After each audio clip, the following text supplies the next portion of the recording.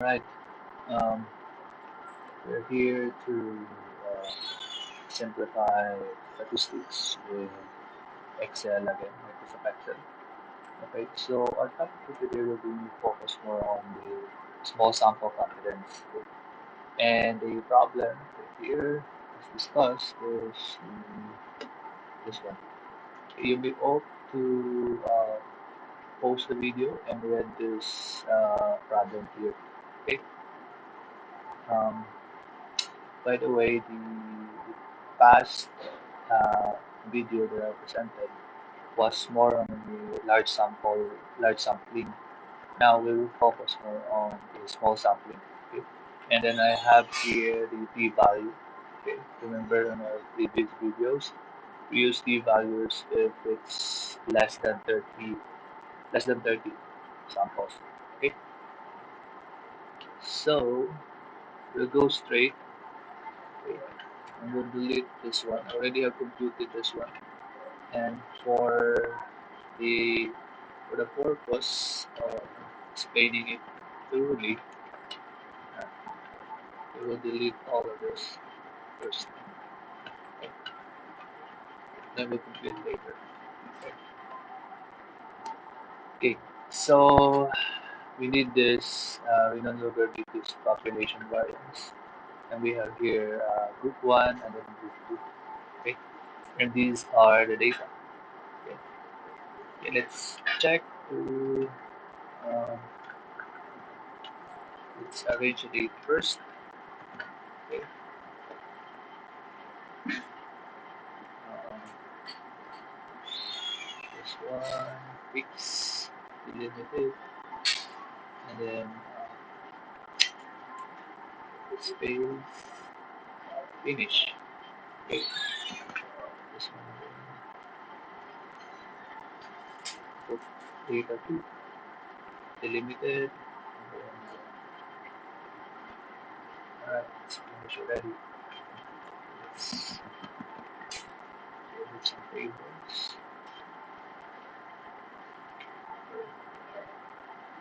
Alright, okay, so now we'll get first the sample mean for group one.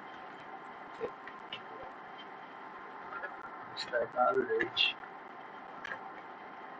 Okay, there. And then the sample group, average again.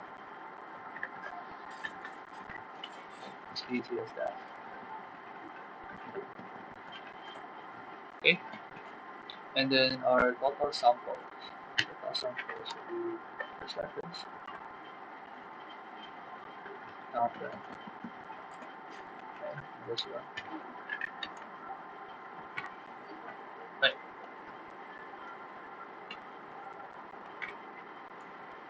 count up this one. Right.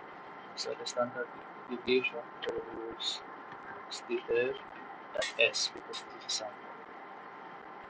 Okay, this one again. This one. Stated. This one again. Okay. So on alpha, how did I get the alpha? It's greater than 4.06, right? So how to get the alpha of 0.05 using the p-value? Okay. So we'll find here.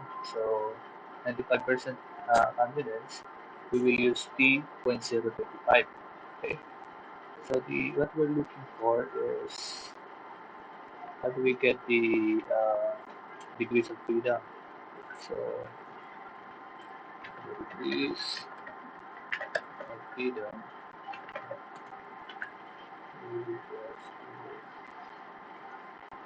degrees of freedom is just have to add this one and this one minus two. Okay, two because we are comparing here two samples. Okay, okay, so 25.025 and 25 degrees of freedom 2.06. Okay, that's how we derive it here. The 2.06.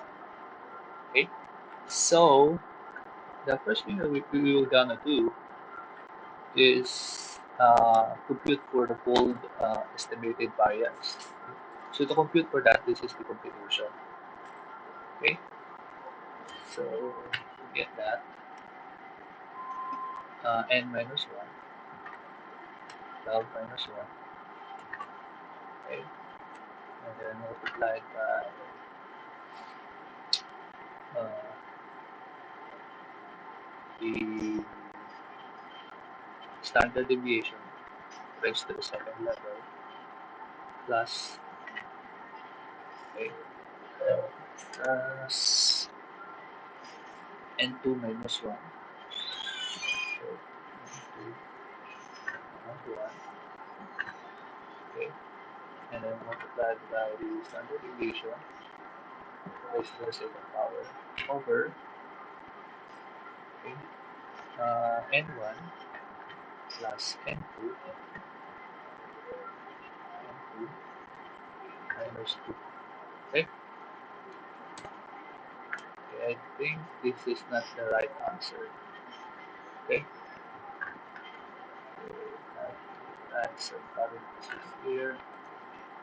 Still not the same answer. Parentheses another here. Yeah, that's the correct answer. Okay. Now that we have the pooled estimated variance, we will now compute for the 95%, okay, use alpha 0.05 confidence interval for mean 1 and mean 2. Okay, so to do that, let's compute for this first. Okay, so root 1, the sample mean minus this one.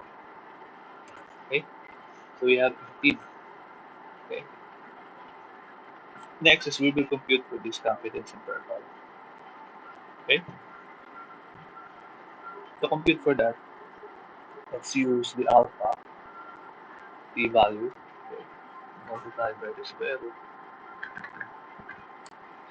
of uh, full variance, okay, multiplied by 1 over n1 plus 1 over n2.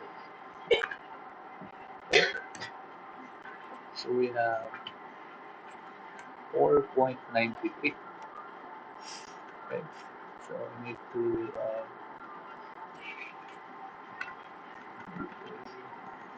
I think that is not the correct answer. And that one, okay, that's the correct answer. So we have now here, okay, let's make this one as general. Okay, okay. So this is negative divisions.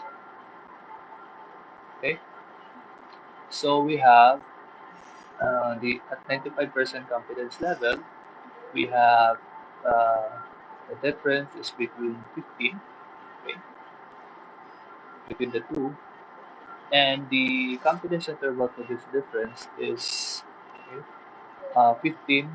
Okay, it has the difference of around this one, this one.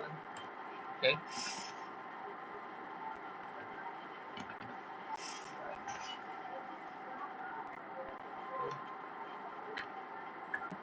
plus that one, and then plus again this one. Okay, so this is the conclusion. Okay, and the conclusion. Okay, at 25% confidence level,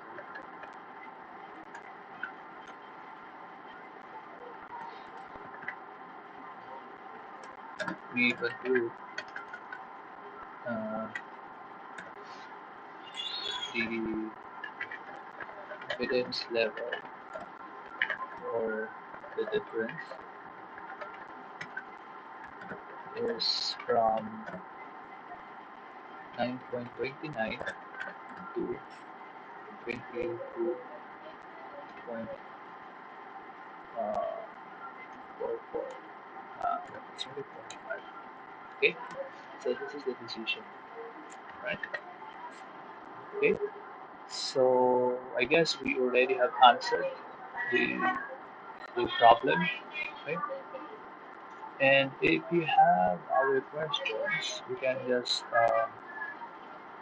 comment on the video, and I will be happy to answer that one. Okay, see you again.